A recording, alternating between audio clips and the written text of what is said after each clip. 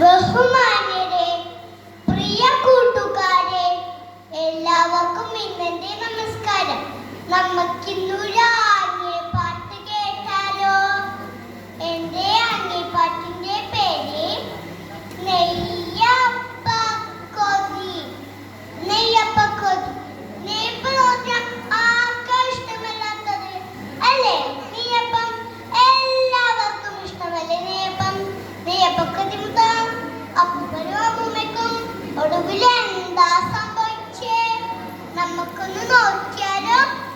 കൊച്ചുപുരക്കിലെ അപ്പൂപ്പൻ, പിച്ചക്കാരനൂരപ്പൂപ്പൻ, പിച്ചയ്ക്കൊരുനാൾ പോയപ്പോൾ പച്ചരി കിട്ടി ഇരുന്നാഴി. പച്ചരിയും കൊണ്ടപ്പൂപ്പൻ കൊച്ചുപുരക്കിൽ ചെന്നപ്പോൾ അമ്മൂമ്മയ്ക്കൊരു കൊതി തോന്നി. അപ്പം തിന്നാൻ കൊതി തോന്നി. പച്ചരി വേഗം കുത്തിയിട്ട് ശർക്കര ചേർത്തു കലക്കിയിട്ട് ചുടു പറക്കും മൂന്നപ്പം ചുട്ടു നിരത്തി അമ്മൂമ്മ. ഹയ്യട ഹയ്യ നെയ്യപ്പം, വട്ടം വട്ടം നെയ്യപ്പം, മധുരിടും നെയ്യപ്പം, മധുരച്ചക്കര നെയ്യപ്പം. വായിൽ വെള്ളം നിറഞ്ഞിട്ട് ഉള്ളിലൊരാശ പെരുത്തപ്പോൾ കൊതിയെന്നേ അപ്പൂപ്പൻ കയ്യിലെടുത്തു രണ്ടപ്പം. ഇതു കണ്ടപ്പോൾ അമ്മൂമ്മൻ അനിശം വന്നു പെട്ടെന്ന്. ആര് പറഞ്ഞു പൂപ്പേനെ കയ്യിലെടുക്കാൻ രണ്ടപ്പം? അമ്പടി കള്ളി കൊതിയെത്തി കുമ്പ കുലുക്കി തുള്ളാതെ എനിക്കു വേണം രണ്ടപ്പം.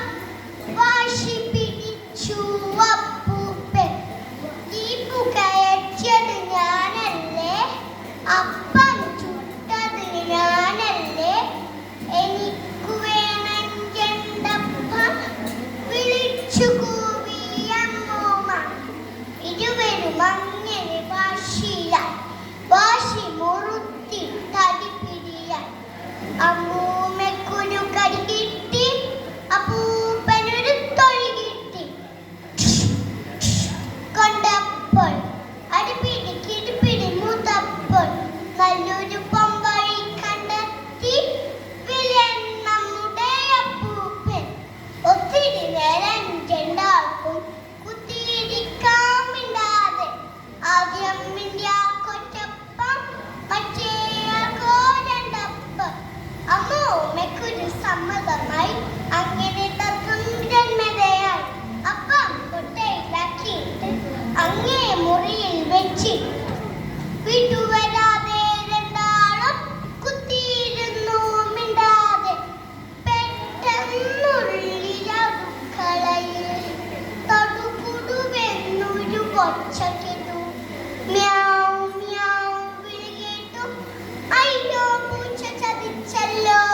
ആദ്യം മിണ്ടിയ അമ്മൂമ്മ. അയ്യേ, വെച്ചിൽ തോച്ചല്ലോ. തുള്ളിച്ചാടിയ അപ്പൂപ്പൻ.